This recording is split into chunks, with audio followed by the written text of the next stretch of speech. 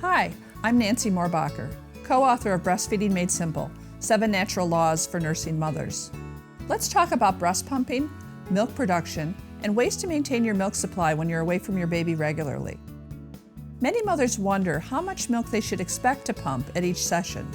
Let's begin with the factors that can affect milk yield.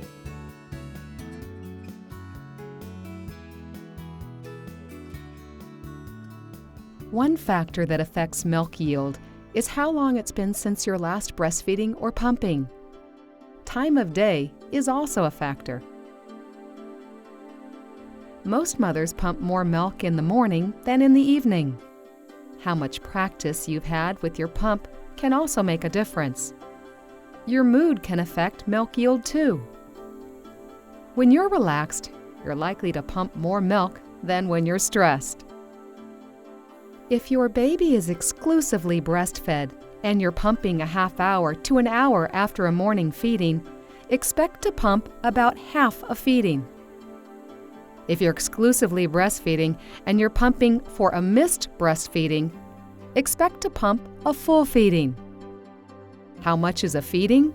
This varies during the first month of your baby's life. From about your baby's 3rd to 7th day, an average feeding amount is 1 to 2 ounces or 30 to 60 milliliters. During your baby's 2nd and 3rd weeks, feedings average about 2 to 3 ounces or 60 to 90 milliliters. From about 1 month to about 6 months of age, a baby's growth slows. For this reason, feeding volumes stay fairly stable, averaging about 3 to 5 ounces or 90 to 150 milliliters. No matter what your situation, knowing how milk production works can help you meet your breastfeeding goals. The more often and more fully the milk is drained from your breasts, the faster your breasts make milk. The opposite is also true. The fewer times each day you breastfeed or pump, and the more milk that's left in your breasts, the slower you produce milk. In other words, drained breasts make milk faster, and full breasts make milk slower. If you're employed, attending school, or often away from baby for any reason, something else that's good to know is that between about 1 month and 6 months of age, most babies need about the same amount of milk each day. So after 1 month or so, if you're breastfeeding exclusively and your baby is thriving, you're making about as much milk as your baby will ever need. After this point, all you need to do is keep your milk production steady.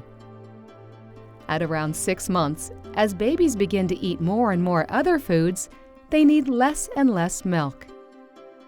From 1 to 6 months of age, at most, babies drink on average somewhere between 25 and 35 ounces or 750 to 1,000 milliliters of milk per day. At an average breastfeeding, babies older than 1 month take about 3 to 5 ounces or 90 to 150 milliliters of milk.